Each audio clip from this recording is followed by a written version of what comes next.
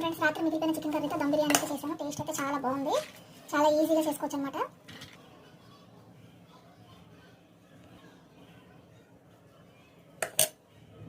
Hi, hello, నమస్తే, welcome back to my channel Sanjeev views. ఈరోజు అయితే దమ్ బిర్యానీ అండి.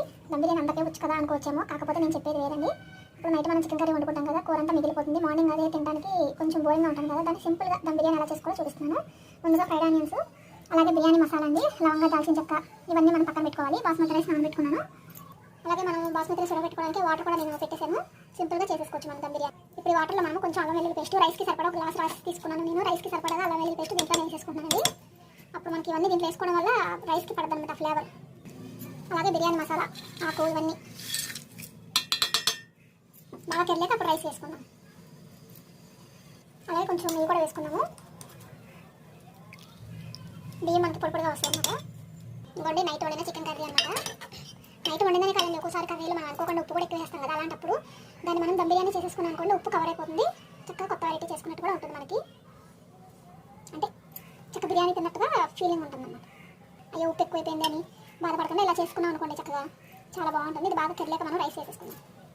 ఇప్పుడు మనం రైస్కి సరిపడా సాల్ట్ వేసేసుకున్నాము. కర్రీలో ఆల్రెడీ సాల్ట్ ఉంటుంది కాబట్టి కొంచెం తగ్గించి వేసుకున్నాం.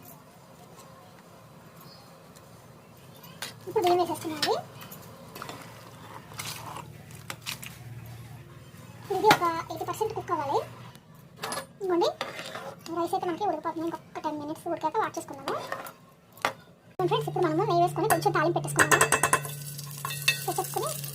ఇవ్వండి చికెన్లో ఉడికాయి 2 పచ్చిమిర్చి జస్ట్ వేయాక దమ్ పెట్టేసుకున్నాము. కొంచెం వేయాక బిర్యానీ మసాలా అండి, హోల్స్ మొత్తం అన్ని కలిపి పౌడర్ అన్నమాట. ఇది కొంచెం వేసుకుంటే సరిపోతుంది, ఎందుకంటే మనం ఆల్రెడీ రైస్లో వేసుకున్నాం కాబట్టి మసాలాలన్నీ ఇది కొంచెం వేసుకుంటే సరిపోతుంది. ఒకసారి మిక్స్ చేసుకొని ఇప్పుడు కర్రీ వేసేసుకున్నాము. ఇప్పుడు కొంచెం కర్రీ వేసుకున్నాము. ఈ కర్రీని ఇలా పెట్టుకొని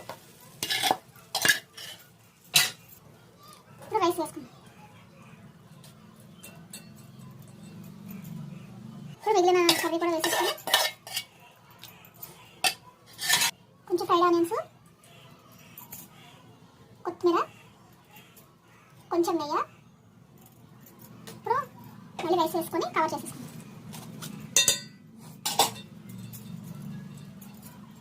ఇప్పుడు కొంచెం గ్రేవీ కర్రీలో పైన వేసుకొని ఫ్రైడ్ ఆనియన్స్, ఇప్పుడు కొంచెం కొత్తిమీర,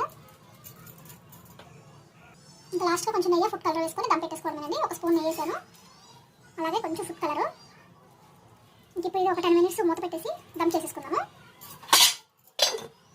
ఇదిగోండి ఫ్రెండ్స్, 10 minutes తర్వాత చూద్దాము. ఓకే, అయిపోయిందండి బిర్యానీ అనేది మనకి చాలా సింపుల్గా చేసుకోవచ్చు. ఇదిగోండి.